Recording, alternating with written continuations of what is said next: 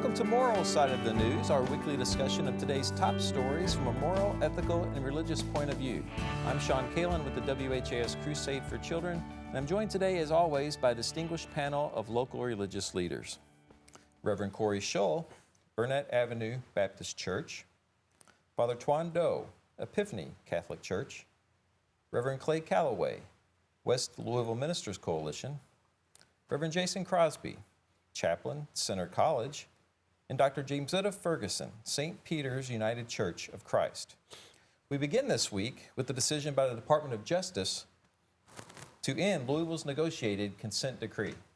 The DOJ is moving to dismiss its case with prejudice, meaning that the case will be permanently closed. No more federal oversight for Louisville police reform. It is sad, however, that is the state of affairs for our country, that we have a Department of Justice that, quite frankly, isn't committed to upholding justice or protecting the rights of its citizens. The decision to end the DOJ's consent decree comes 2 years after a scathing report found a pattern of unconstitutional policing and civil rights violations within LMPD.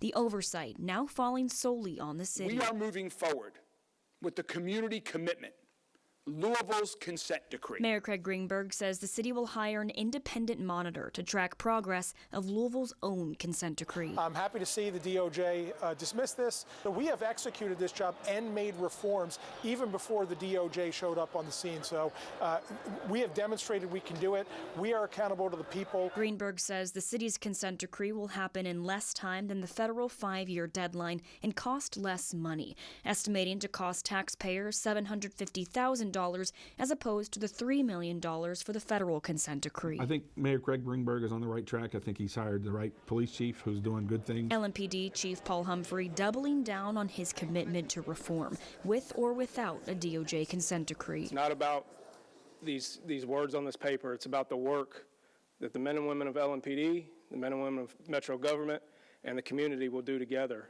in order to make us a safer, better place. We need the words on the paper. We need the action. Councilwoman Shamika Parrish-Wright calling the end to federal oversight a huge letdown. My fear is that the families of Breonna Taylor and too many more are not getting the justice on every level that they deserve for their loved ones that have been victims of police abuse, police inaccountability, and police terror. Chief Humphrey vowing that the push for reform will never be over. There is no finish line.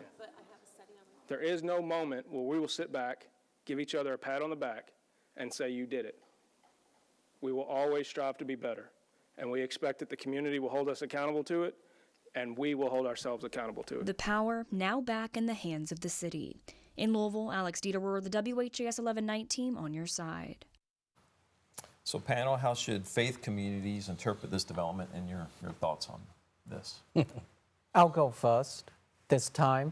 I think that as I read the article this morning and listening to Mayor Greensburg's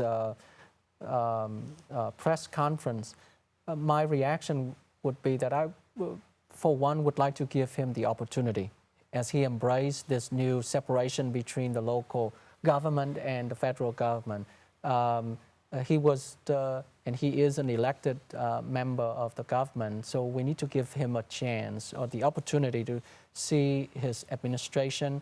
If there are more problems, and of course there will be, the people of Louisville can assess the moment or the crisis at that time. But for now, as he embraces, or seem to embrace the separation, we must give him the opportunity. I don't know that we can trust the same people who led us into the issues with policing here in Louisville.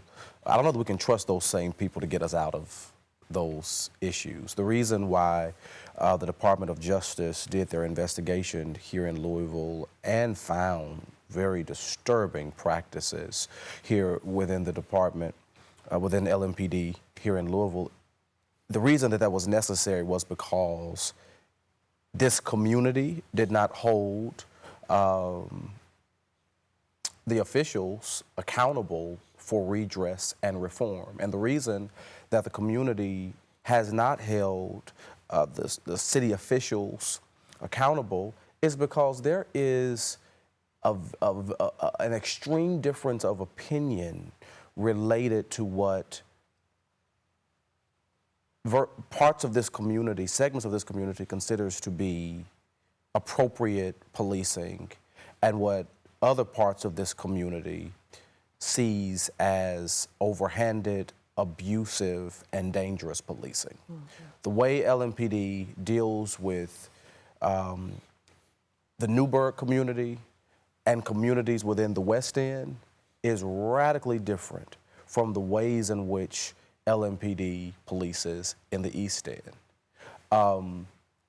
If you just drive through the West End, the way the police officers are driving, the way that they are engaging that community is much different than the way I see them drive in my community in Fern Creek, or the way that I see them engage with the community in the East End. So we've got to be honest about the untrustworthiness of city officials, city council, and people in administrative offices who oversee the LMPD. And we also have to remember how strong the FOP is, which literally curtails the mayor's power to make the necessary redress to LMPD. So I think we have too many issues here with LMPD in this community to think that we're going to put our heads together in Louisville and really address the far-reaching and deep systemic issues of LMPD. And I would just add quickly, Corey, that the Greenberg administration had an opportunity to seal this deal with the Department of Justice so that it would be in effect before the new administration came into office. And so there was, I understand, a period of negotiation, which is commonplace, but given the fact that that the new administration came into being and this was not in place, the mayor was in place, this administration, that duration of time, that window, recognizing it was very foreseeable that if the November election went the way it did, we would be in this position. It was very foreseeable. Now. And it raises questions from the get-go about the willingness of this current administration to enforce it. One other thing, excuse me, and I'll be done. I also find it poetically sad and disheartening that this announcement comes 5 years after the beginning of the Breonna Taylor protests, almost coinciding the same week. And so the fact that 5 years after that tragedy, we find ourselves as a community still dealing with these same problems and issues and questions and lack of trust is a little disheartening. Well, I mean, I just want to say everything you said has been, you've just about covered it all. I've heard it said, an honest man will never ask you to trust him. He'll always make provision for some other outside checks and balances if he's really, truly honest and means well. Because we're not trustworthy. Even the Lord gives us the Holy Spirit to kind of check us, because we're not trustworthy to check ourselves. So even He has protected us against ourselves by investing in us a trustworthy agent to guarantee that justice will be done. In this case, all that you said is true. I mean, the way the community's policed in Western Louisville and Newburgh is quite different than West police in other parts of the city. The incident took place with Dr. Crosby alone, not to mention but Breonna Taylor, but Dr. Crosby and his wife a few years ago. They were stopped as a matter of routine targeting in West Louisville on a routine traffic stop that could have ended in a very violent, fatal manner, because that same officer that stopped him later killed someone at Kroger's. So, but they were a part of a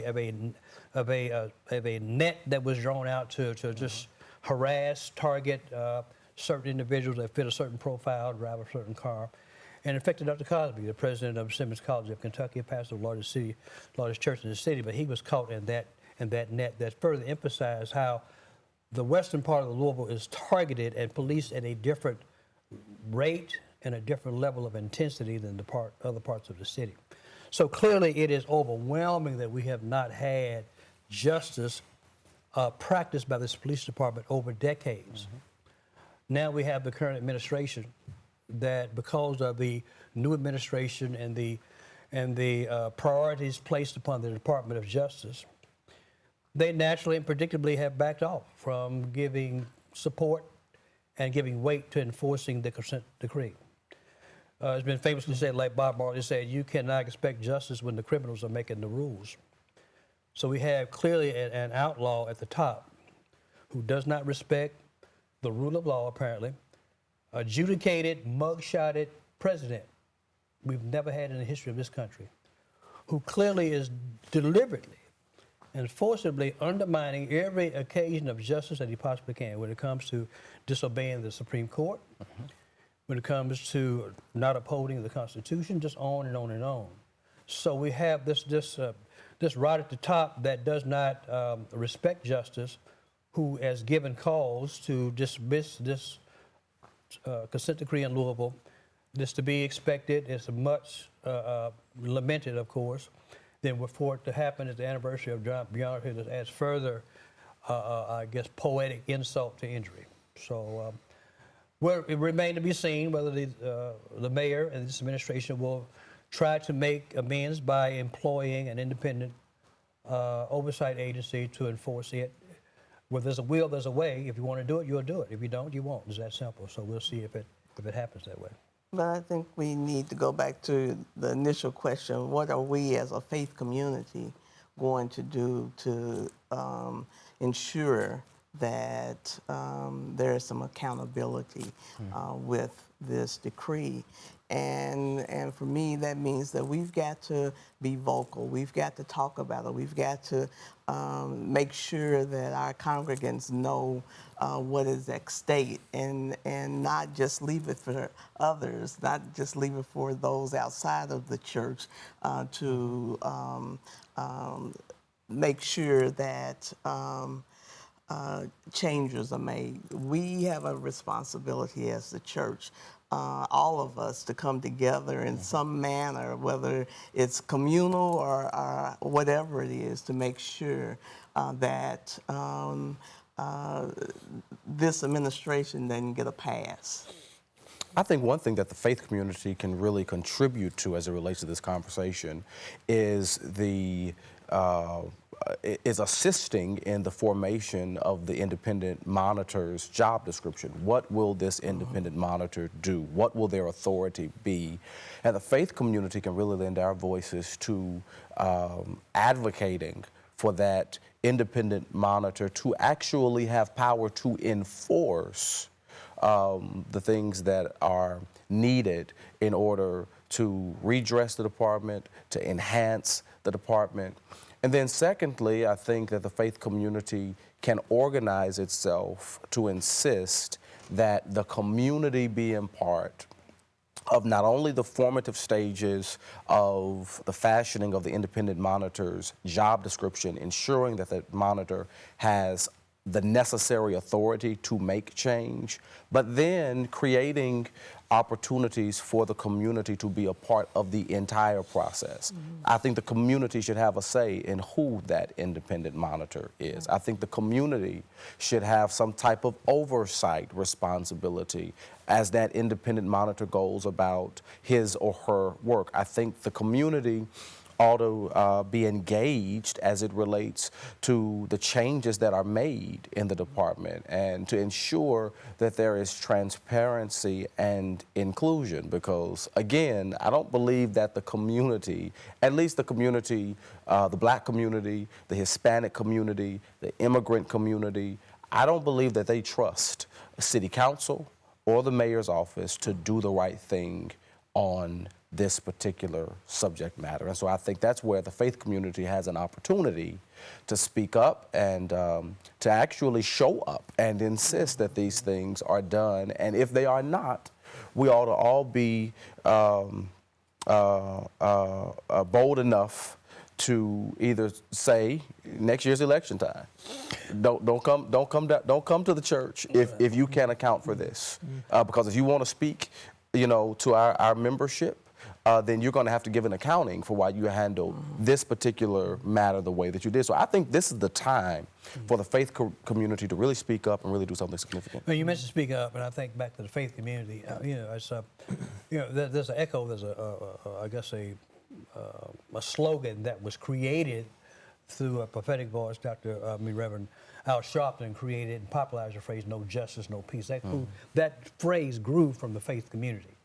So we can be the prophetic voice to let the redeemed of the Lord to say so, call a thing, and let the church and those in the faith community to regain the prophetic voice, to follow the biblical tradition of all the prophets in the Bible. They always call the authorities, the governments, into question and challenge them to do the right thing. And no matter where you go, from all the books of the prophecy, it's always been a challenge to the powers that be to speak truth to power and to do the right thing. So I think the faith community can at least say no justice, no peace, and no justice, no peace does not mean tranquility. That means we're gonna disrupt things until things are right. We're gonna do whatever needs to be done to make things right, so that the horrible tragedy of Breonna Taylor would not be in vain. A lot of the work that had been done would not be in vain. That there's more work to do. If you won't do it, we will, and that we still have the power to do that in some way. Yes, sir. Quickly, we're getting into curriculum, and the curriculum matters. And Jamesetta, thank you for redirecting us in a helpful direction.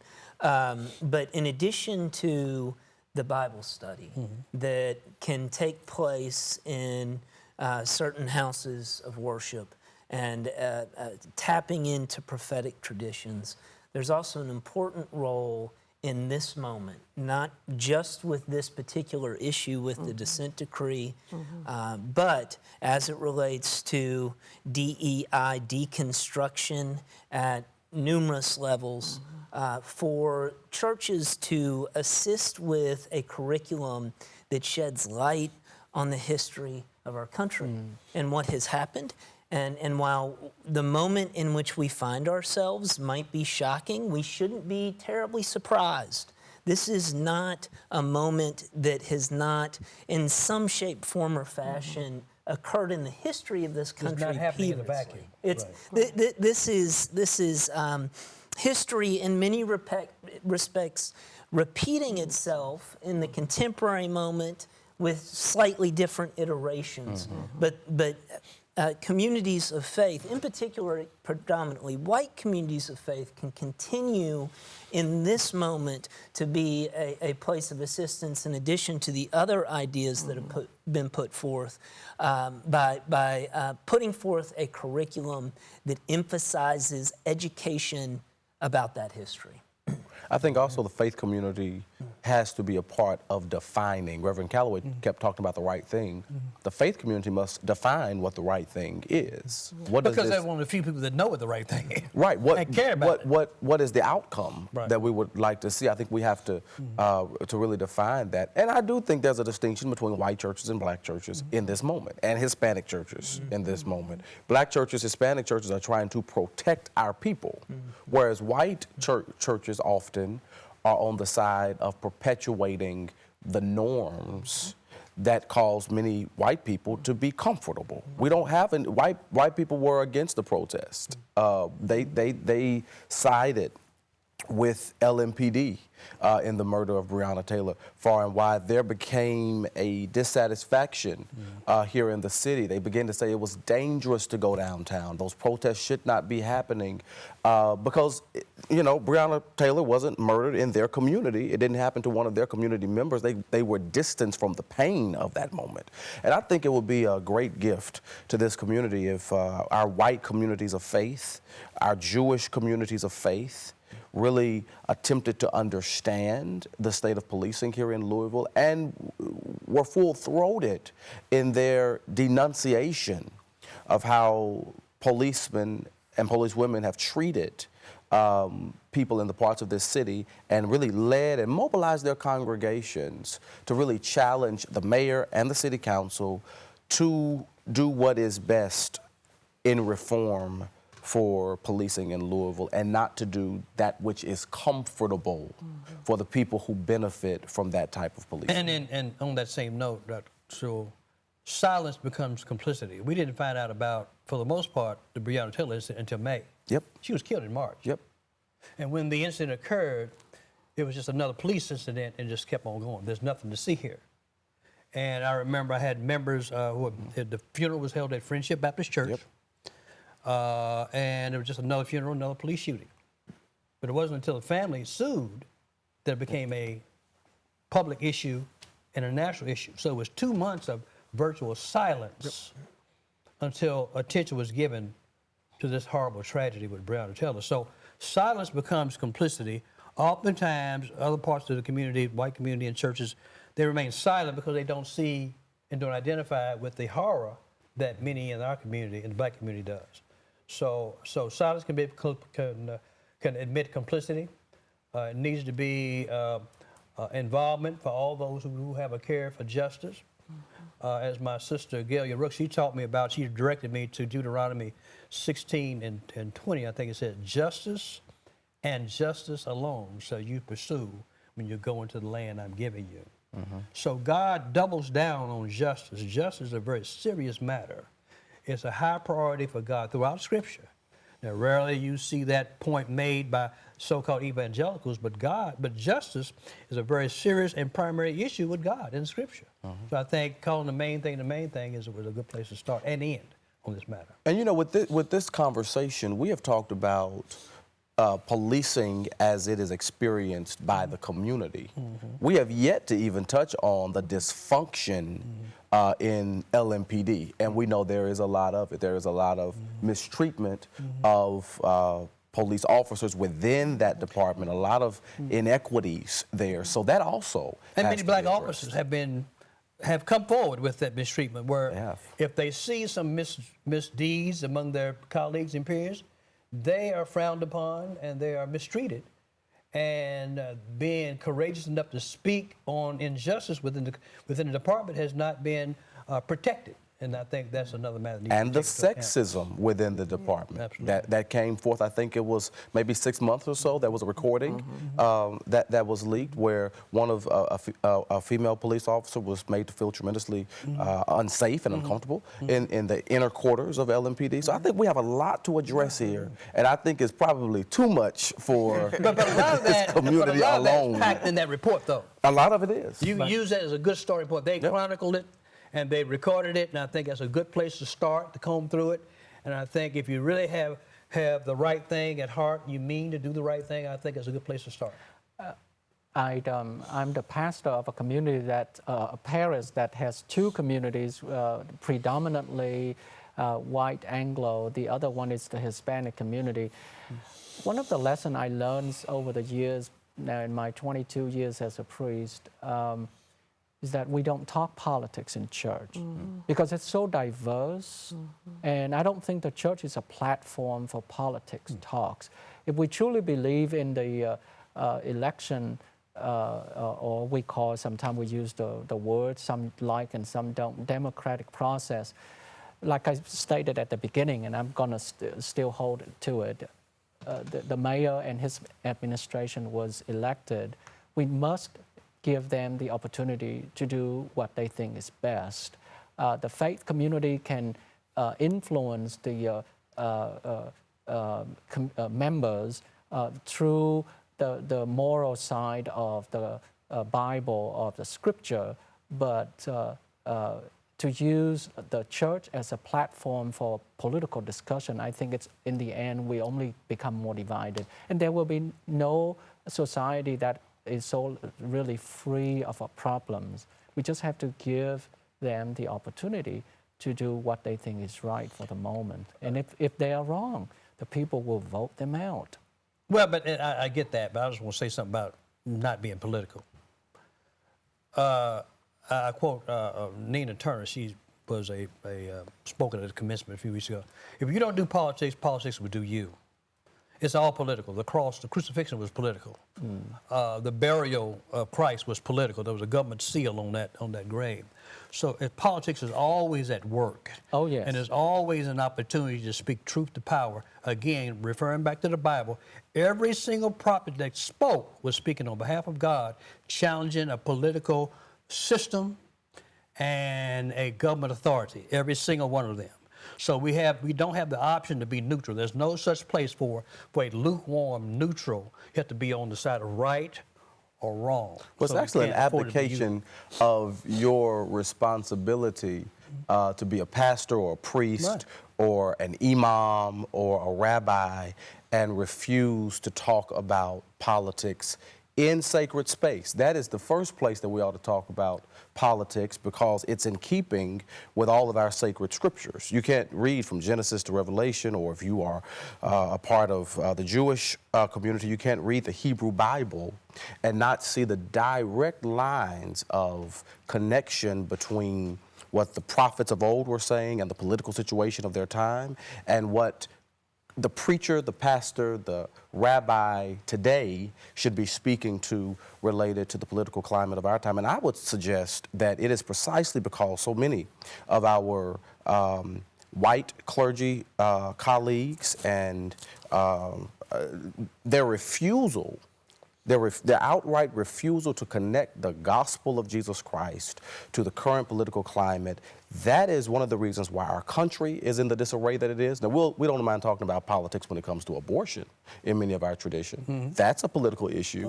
But for some reason, that's okay to talk about. It's not okay to talk about police brutality and the murders that are happening under the authority of the city, the state government. You know, we got to talk about both of them, particularly if we lift up a Jesus who was murdered by state violence, state-sponsored violence. And to the credit of the new pope, he went from pope to prophet. The first time he spoke to the conditions of poverty and cruelty. I think one of the fascinating dynamics of the pastoral relationship is I too have never been able to distinguish between the political and the theological. Right.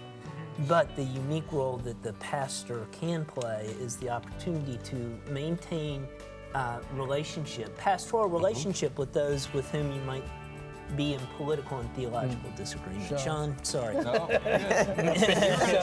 He's been trying to get in here.